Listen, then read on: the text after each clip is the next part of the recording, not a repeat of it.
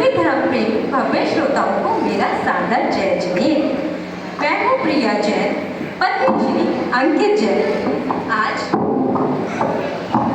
आज विचार बिंदु विषय के अंतर्गत मैं जैन धर्म की अत्यंत प्रेरणादायक, मन को छू लेने वाली और जीवन को दिशा देने वाली एक कथा प्रस्तुत करने जा रही हूँ। यह कथा है यम मुनि महाराज की, जो हमें जीवन में यह सिखाती है कि हमारे जीवन में चाहे सम्यक ज्ञान की एक छोटी सी किरण क्यों ना हो, यदि हम उसकी पूरी सच्ची श्रद्धा से आराधना करेंगे तो वह हमारी आत्मा को मोक्ष के द्वार तक पहुंचा देगी। दिगंबर जैन परंपरा में मुनि महाराज पूर्ण रूप से वस्त्र, आभूषण और संसार के सभी बंधनों को त्याग कर आत्म कल्याण में लीन रहते हैं। उनका जीवन हमें यह संदेश देता है कि यदि हम सच्चा त्याग, गहन श्रद्धा और दृढ़ वैराग्य अपने जीवन में लाएं तो वह हमारी आत्मा को परम गति तक पहुंचा सकता है। तो चलिए कथा की ओर हम आगे बढ़ते हैं।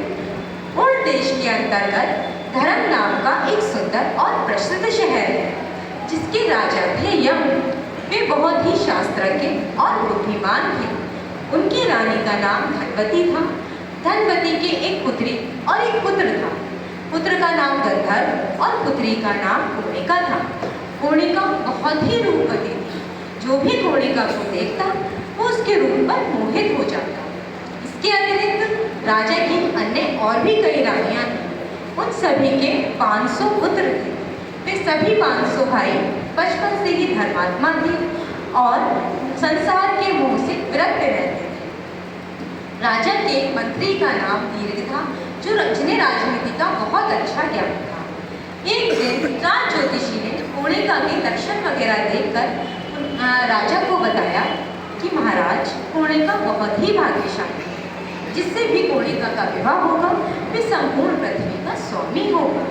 यह सुनकर राजा बहुत ही प्रसन्न हुए और उस दिन से वे राजकुमारी की सुरक्षा और भी सावधानीपूर्वक करने लगे।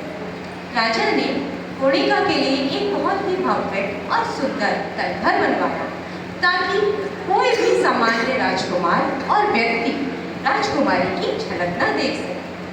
इन सभी साधनों से राजा बेहद खुश थे और सुखी से शांतिपूर्वक अपना राज्य कर रहे थे। परंतु कहते हैं ना कि जीवन में मोड़ अचानक आता है। ऐसा ही एक मोड़ राजा यम के जीवन में भी आया। एक दिन धर्मपुर नगर में 500 मुनियों का एक विशाल संघ पधारा, जिनके आचार्य थे सुधर्माचार्य जी। संसार के कल्याण में समर्पित एक महान संघ। अतः पूरा गांव बड़े हर्षोल्लास के साथ राजा मुनियों की पूजा करने वहां पहुंचा। राजा यम भी वहां पहुंचे, परंतु अपने पांडित्य और ज्ञान के अभिमान में उन्होंने सभी मुनियों की निंदा की। कहते हैं ना, अभिमान चाहे धन का हो, विद्या का हो या ऐश्वर्य का हो, आत्मा का सबसे बड़ा शत्रु होता है। अपने ज्ञान के अभिमान के परिणाम स्वरूप उनके कर्म ऐसे प्रबल हुए कि राजा की संपूर्ण बुद्धि उसी समय नष्ट हो गई और वे महामूर्ख बन गए। और राजा को अपनी यह दशा देखकर अत्यंत निराशा हुई और जब उनके होश ठिकाने आए तब उन्हें अपनी गलती का भान हुआ और उन्होंने सभी मुनियों से क्षमा मांगी, धर्मोपदेश सुना और उस उपदेश का उनके हृदय में वैराग्य की ऐसी ज्योति जगाई कि उन्होंने उसी समय अपना संपूर्ण राजपाट त्याग दिया और अपने पुत्र गंधर्व को सौंप दिया और अपने 500 पुत्रों के साथ उन्होंने दिगंबर दीक्षा धारण कर ली और वे यम मुनि के नाम से विख्यात हुए। दिगंबर जैन परंपरा में मुनि महाराज का जीवन केवल वस्तु और आभूषण त्यागने तक ही सीमित नहीं होता, बल्कि उन्हें मन और आत्मा से भी पूर्ण त्याग करना पड़ता है। वे सभी 500 भाई तो शास्त्रों का अध्ययन करते करते बहुत निपुण हो गए, पारंगत हो गए, परंतु यम मुनि को पंच नमस्कार मंत्र का उच्चारण करना तक भी नहीं आया। अपनी यह दशा देखकर वे बहुत ही निराश हुए और शर्मिंदा हुए। अतः उन्होंने वहाँ रहना उचित नहीं समझा, परंतु उन्होंने आशा नहीं छोड़ी। उन्होंने अपने गुरु से तीर्थ यात्रा की वंदना की आज्ञा ली और अकेले ही वहाँ से अपने अल्प ज्ञान की आराधना के लिए निकल गए। अब इस यात्रा के दौरान उन्होंने 3 खंड गाथाएं रची। ये 3 खंड गाथाएं उनके हृदय के वैराग्य, आत्मचिंतन और उनके सीमित ज्ञान में भी असीम श्रद्धा का प्रतीक थी। पहली खंड गाथा का प्रसंग तब बना जब यम मुनि ने रास्ते में जाते हुए गधों से जुटे हुए रथ को हरे भरे धान के खेतों की ओर जाते हुए देखा। गधे थक कर भी परिश्रम कर रहे थे।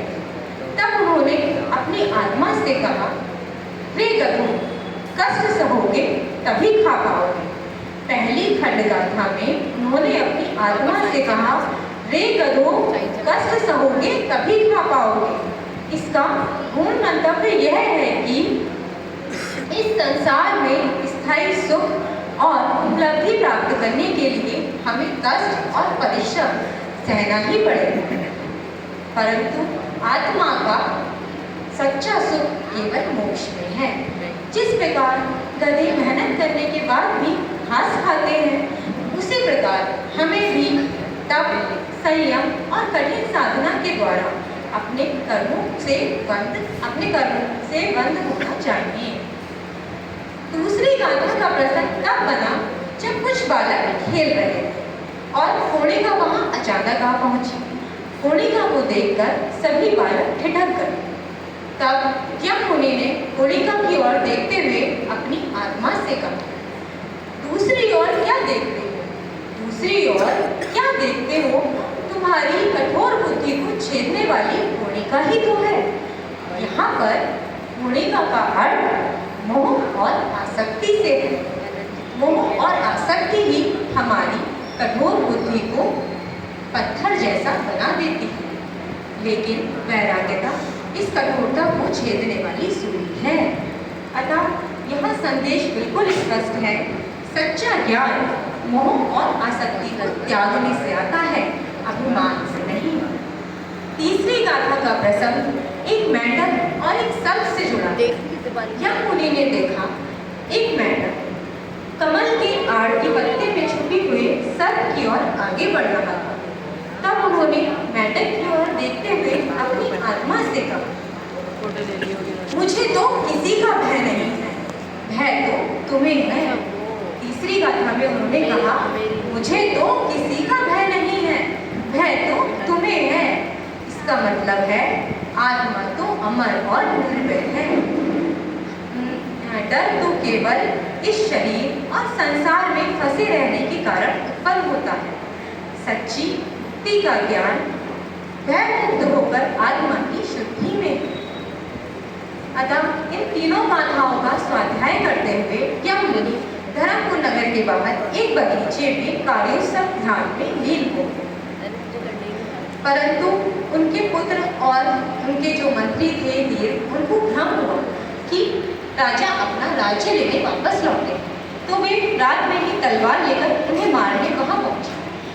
जब यम मुनि ने अपनी तीनों गाथाएं पढ़ी, तब उन्हें लगा, पहली गाथा सुनकर उन्हें लगा कि राजा को उन्हें गधे कह रहे हैं। दूसरी गाथा सुनकर उन्हें लगा कि होलिका के विषय में कुछ कहा जा रहा है, और तीसरी गाथा सुनकर उन्हें लगा कि मंत्री के प्रति कोई संकेत दिया जा रहा है। परंतु शीघ्र ही उनका यह भ्रम भी दूर हुआ। उन्हें तीनों गाथाओं का अर्थ बहुत अच्छे से समझ आया। तब उन्होंने पिताजी के चरणों में झुककर क्षमा मांगी, धर्मोपदेश सुना और शावक धर्म अपना लिया। धीरे धीरे यम मुनि का चरित्र निर्मल होता गया। उन्होंने थोड़े से ज्ञान की आराधना से ही 7 रिद्धियां प्राप्त करी और अंततः वे मोक्ष को प्राप्त हुए। क्या ही सुंदर सत्य है।